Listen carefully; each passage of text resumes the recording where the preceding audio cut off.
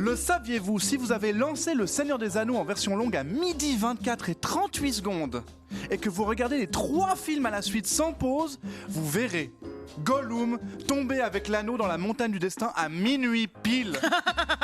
Mais surtout, vous aurez passé 12h30 tout seul dans votre salon à regarder des films sur des petites personnes avec des pieds poilus pendant que tous vos amis s'amusent, boivent des coups et baissent. Bien joué, Claude. Le saviez-vous, l'année 2023 sera la première année de l'histoire sans la reine Elisabeth II. Oh oui. À part toutes les années avant 1926. Ouais. Et à part l'année 1983, durant laquelle Elisabeth est tombée dans une faille temporelle située dans sa bouteille de gin favorite. Elle a été transportée le 31 décembre à minuit dans un lieu où elle n'aurait jamais pensé mettre le bout de sa tasse de thé. La dimension Zorax. Oh oui, la dimension Zorax. Zorax, où la paix et la justice régnaient durant des millénaires. Ceci avant l'avènement de l'infâme Mazor et de son armada de terribles reptosaures, des créatures toutes trois sorties du laboratoire de ce satané docteur Lune. Mi-dinosaure,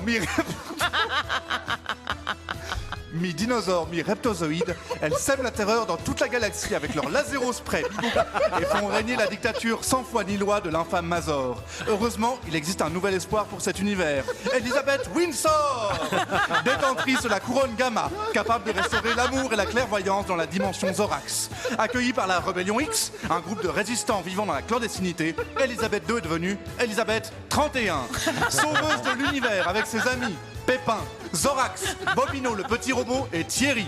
À bord de leur vaisseau Aquarian, ils sillonneront les entre-espaces avant d'enfin rétablir la liberté et la démocratie dans la dimension, mettant fin aux agissements de Mazor et du Docteur Lune. Une fois son aventure terminée, Elisabeth est revenue chez elle, où elle passera 29 ans à franchement rien foutre et à détester ses belles-filles. Attends, on peut respirer, on vient de sortir d'une dimension.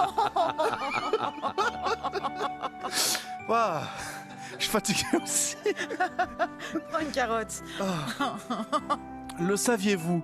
Vous ne fêtez peut-être pas Nouvel An chez des amis ou en famille, mais peut-être dans une des nombreuses silent parties organisées dans toute la Romandie. Un concept qui résume parfaitement notre pays, puisque c'est une fête avec des gens qui se parlent pas et qui a été créée pour pas déranger les voisins. Tout ceci dans un déchaînement de néons qui nous donne l'impression de voir un embouteillage dans un laser game. Mais préparez-vous, car en 2023, il y aura mieux que les silent parties. Ça s'appelle les silent sleeping. Une forme de fête extrême qui dure extrêmement longtemps. Plein de gens se réunissent dans le silence le plus complet, s'allongent individuellement dans une espèce de boîte et ferment les yeux, ne bougent pas, ne parlent pas et ne respirent plus. Tout ça en face d'une petite pierre gravée avec votre nom et votre année de naissance dessus. C'est juste génial. Le saviez-vous? Malheureusement, de nombreuses personnes vont mourir en 2023 et sans vouloir vous spoiler, en voici quelques-uns. C'est le premier In Memoriam préventif. On commence tout de suite avec Alain Delon, Jute, Marc Villalonga, aïe aïe aïe, Drake, et ouais, la social-démocratie à la scandinave, Twitter, l'électro-swing, les chèques Reka, dommage, Simon Milliquet de Peseux, alias Petit Schnaps, comme on l'appelait. Oh non, Petit Schnaps. Non, pas Petit Schnaps, un orang-outan avec une casquette. Loulou de Riri Fifi et plus Loulou malheureusement. Et étonnamment, personne d'autre. C'est dingue. Le saviez-vous, le Qatar continue de tout acheter. Après les Coupes du Monde de foot, de handball et d'athlétisme, le petit émirat va plus loin puisqu'elle a acheté la prochaine édition des caves ouvertes de Vinzel. Pour l'occasion, la fête sera renommée les caves ouvertes de Vinzel de Doha et l'alcool y sera interdit. Dommage. Le saviez-vous? Voici en avant-première la liste des gens qui vont naître en 2023. Et ouais, la future présidente des USA, Samira Jackson. Oui. Le rappeur Spooch, connu pour son tube Je suis pesta sur la casta. C'est de l'argot de 2051, c'est pas encore... Et il est pilier de l'Afro-Squeak, qui est un courant qui va exploser à partir de 2045 à peu près. On a Siobhan Marguet,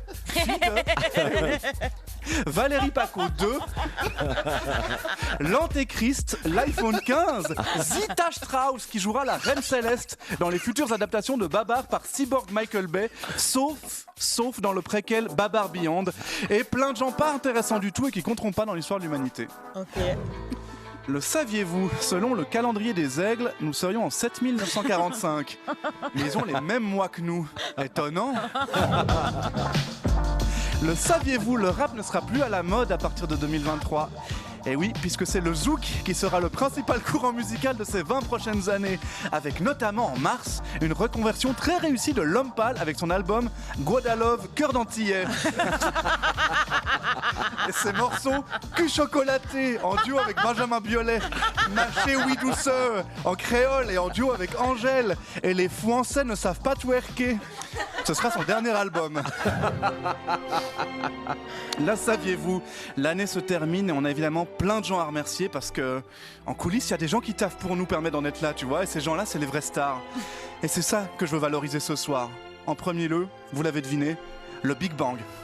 La grande explosion cosmique qui est à la base de tout, une masterclass de l'espace qui était à son prime à l'époque. En deuxième, le plus présent des absents, le Covid. Discret en 2023 et si absent de nos bouches mais si présent dans nos gorges. Le Covid en 2023, c'est comme les Simpsons et Renault, tu nous manques alors que t'es pas parti. Je tiens aussi à remercier ce poisson qui à l'époque avait franchi toutes les limites et qui est parti de l'eau pour tenter de marcher avec ses petites excroissances dégueulasses. Et oui, tout le monde s'est foutu de ta gueule à l'époque, mais regarde ce que t'as fait, regarde où on en est maintenant, on marche sur la terre. Je pense évidemment aussi à ce singe rejeté qui avait des bras trop faibles, des bras trop faibles pour grimper aux arbres. Pas de banane pour toi mon singe, mais l'accès à la postérité.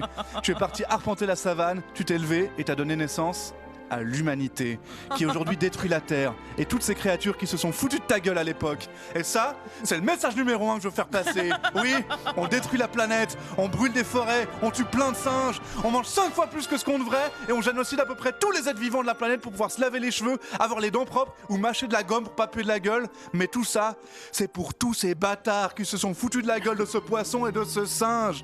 Alors allez bien vous faire mettre, vous les animaux, les plantes, parce qu'en 2023, on va continuer de vivre notre vie à 100 à l'heure. On meurt pour vous faire payer, bande de tocards. Allez, salut les amis, à l'année prochaine. Oh oui. Bravo Yacine.